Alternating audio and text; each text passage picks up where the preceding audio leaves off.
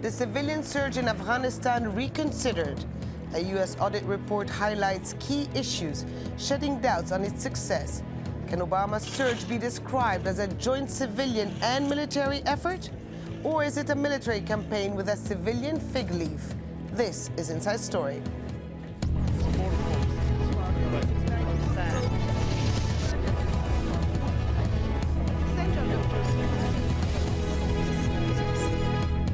Hello and welcome to the program. I'm Huda Abdelhamid.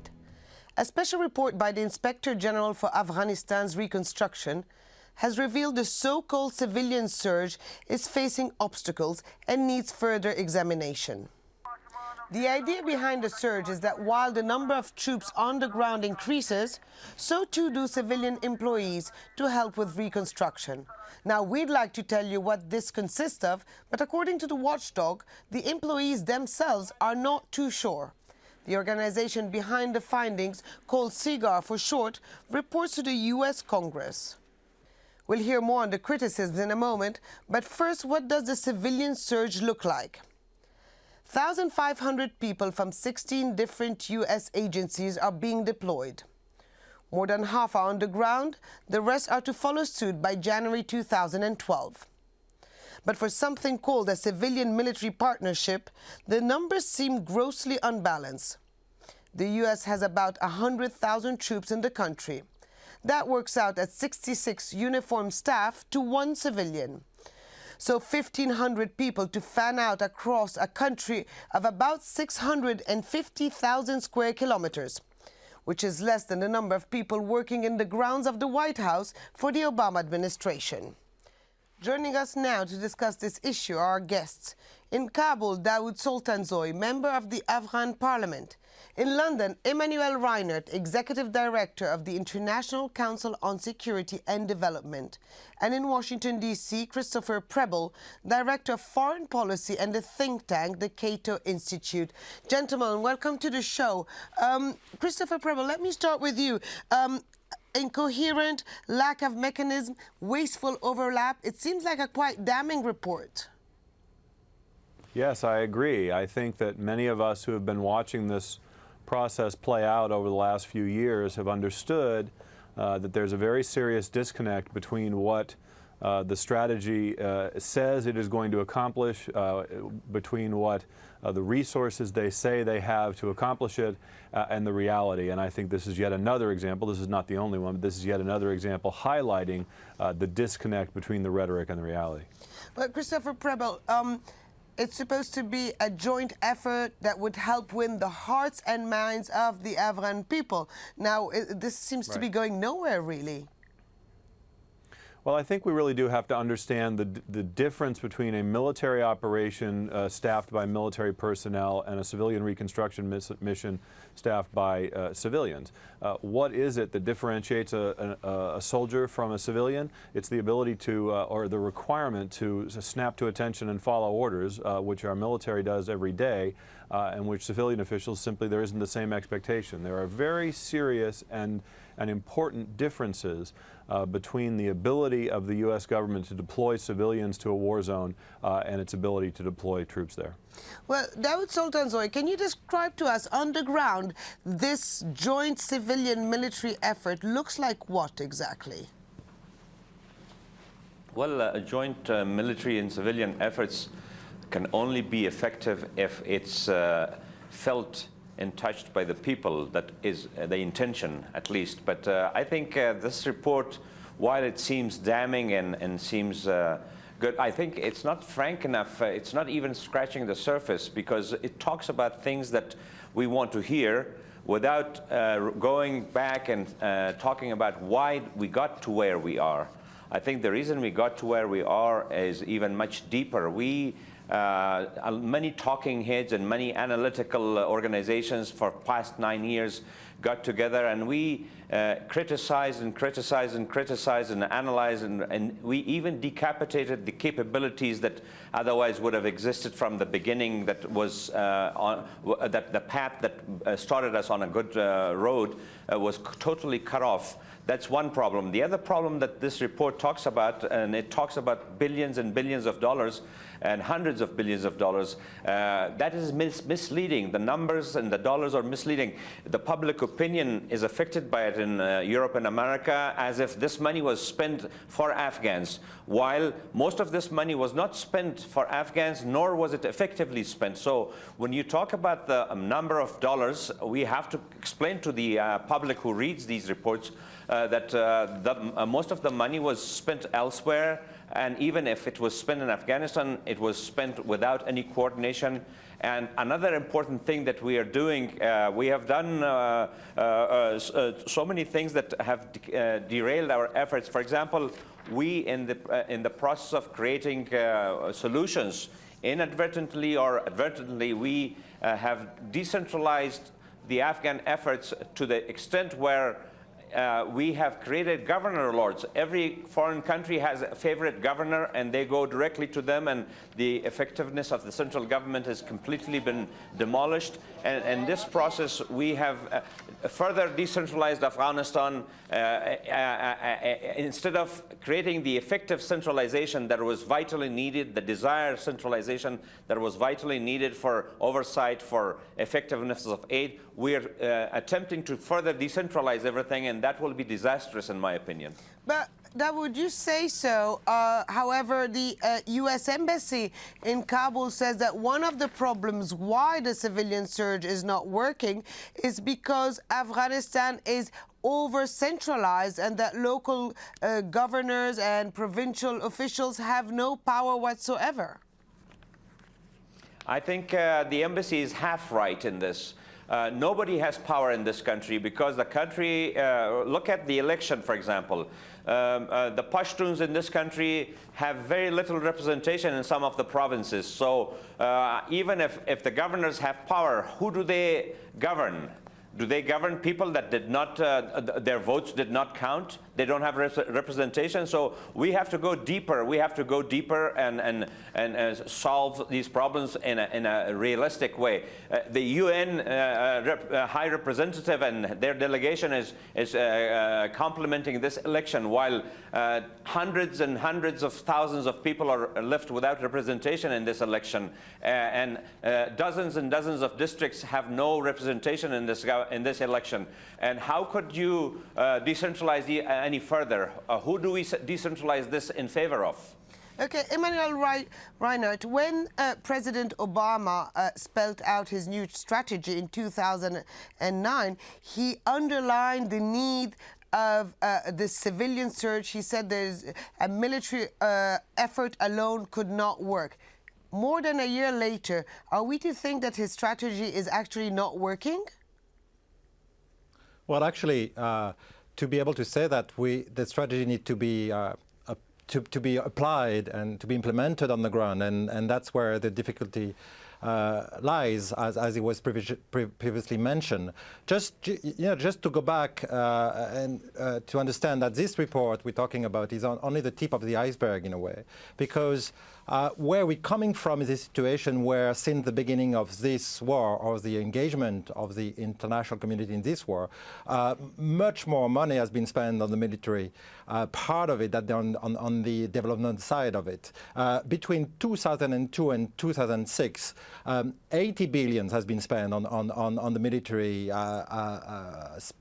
part of it, and only 8 billion on the civilian part. So that's the history of it, and that's where we're starting. So now, of course, there is a new policy, but it's not going to change from one day to another, starting from this reality, this 2002-2006 reality. That's the quantitative aspect. And there is also, of course, the qualitative aspect, which is how those civilian efforts are delivered on the ground, and does it impact the daily life of Afghan civilian, which is the only rationale, if you want to make a difference in the war to win the hearts and minds of people. And what our Afghan colleagues are telling us, and what the survey we conduct regularly in the country are telling us, is that the local Afghan, they don't see any change and they don't see any benefits from the military or civilian intervention on the ground. So that might change, and I hope it will change, and I hope we'll manage to make a difference. But as a matter of fact, what needs to be rethink is the articulation between military intervention and civilian intervention. There is a separation between the two.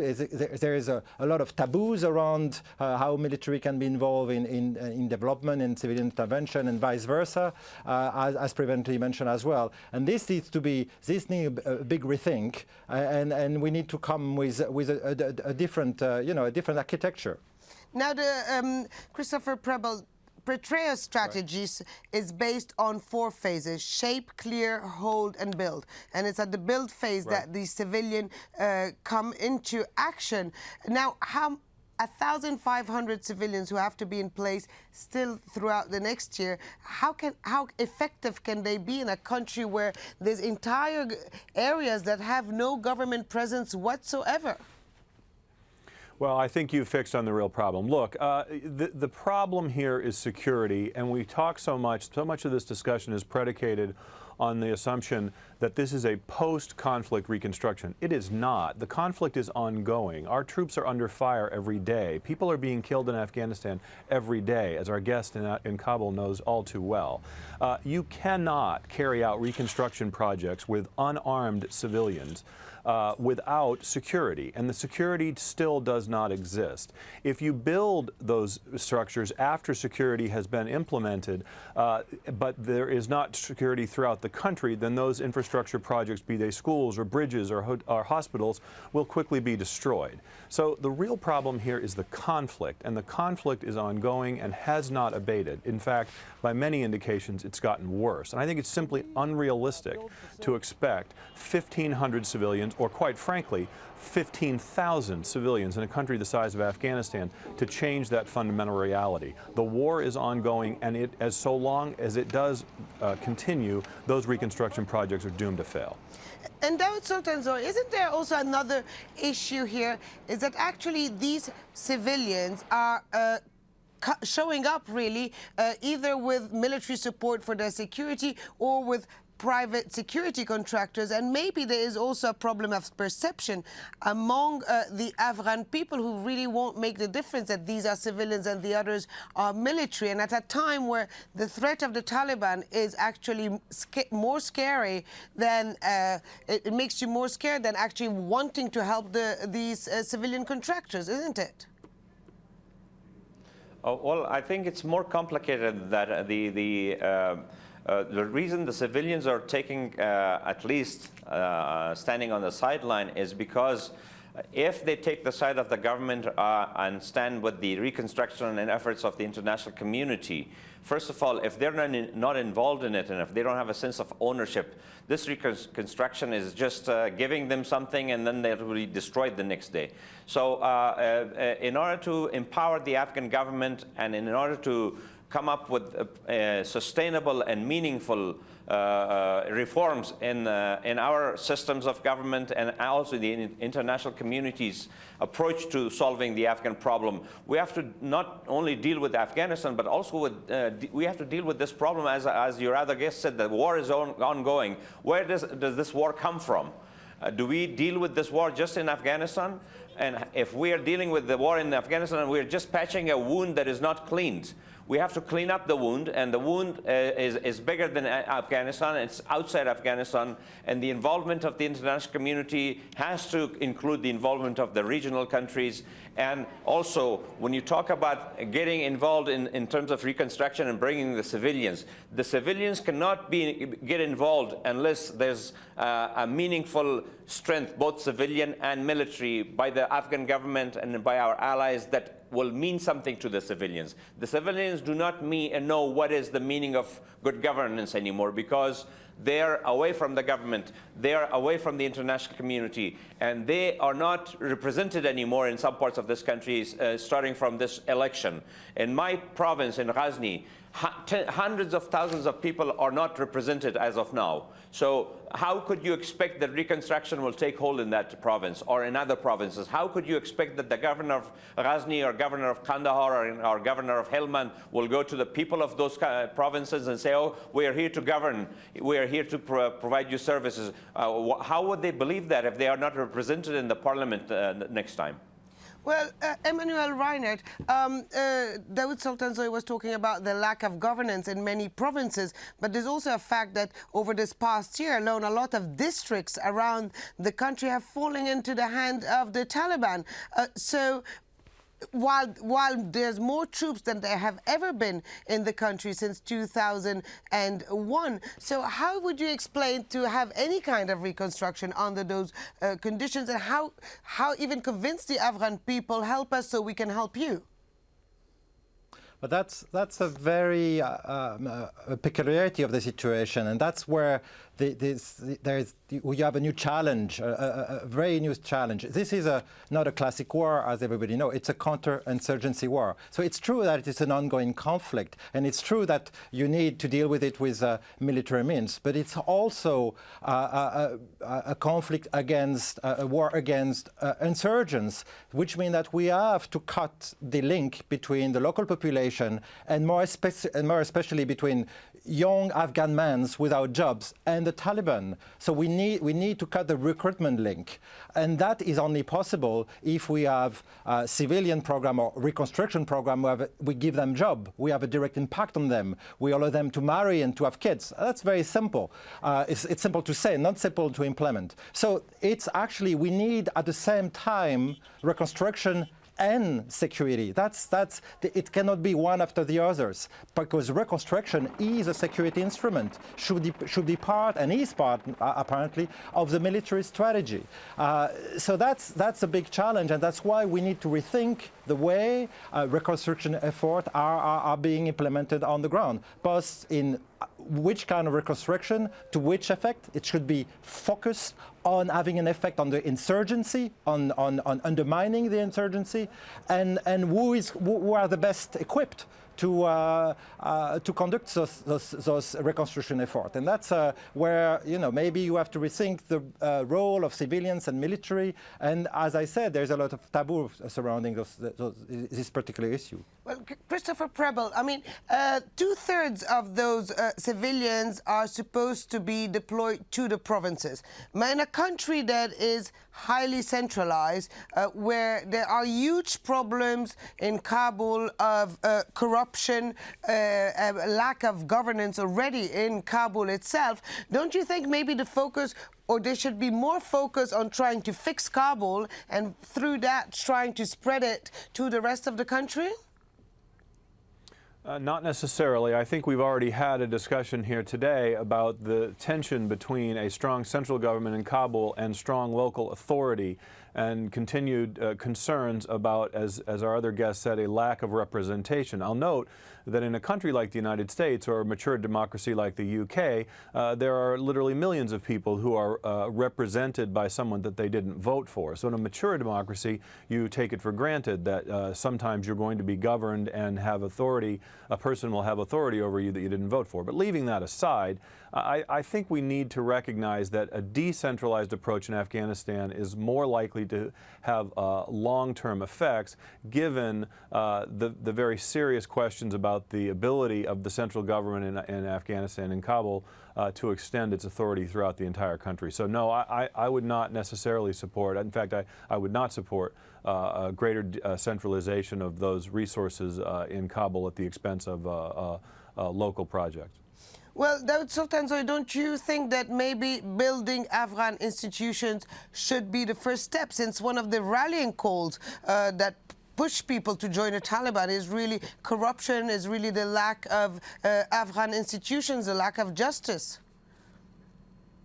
Well, that is something that we've been talking about for 8 years, but also it's very dangerous to talk about decentralization in a country that there's no rule of law or very little rule of law, very little central government authority anywhere or government authority anywhere. This is the balkanization of Afghanistan in a way. It sounds very airy to me. We have to be very careful not to compare this to other democracies and other mature democracies. In this country, if we don't have a central a gravity force, a centripetal force, a force that can emanate governance and justice, how could we decentralize this country any further if we cannot have a government that will exude some confidence in the country, and also in the country that is not. No, allow me to finish, please. I did not interrupt you. I think Afghanistan is not even centralized yet, so how could we talk about a country that is not centralized and further decentralize it? And how is it that the authority of the government will be improved by its dependence upon a foreign occupying power, sir? That's the part that I don't understand. Well, I think you are too far away from this country to understand that if the government in this country cannot provide the basic services that are needed from a central government, how could that decentralization take hold in places that there is no rule of law, there's no governance at all? Who do you give it to? The warlords that you want to deal with? Do you want to give it to the drug lords? Do you want to give it to war criminals? Just to clarify. What you're proposing, therefore, is a permanent foreign military occupation in your country to provide these services? I don't understand where the transition point takes place. We are not How doing that. Do we transfer authority? At what point does the Afghan government, be it the central government in Kabul or local governors, I don't care, at what point does that government take responsibility for the rule of law and its own authority in its own country? At what point are foreign military personnel and foreign civilians not responsible for that? Let me finish. When you're asking, are you running this show and asking questions, or do you want to allow me to respond to your question?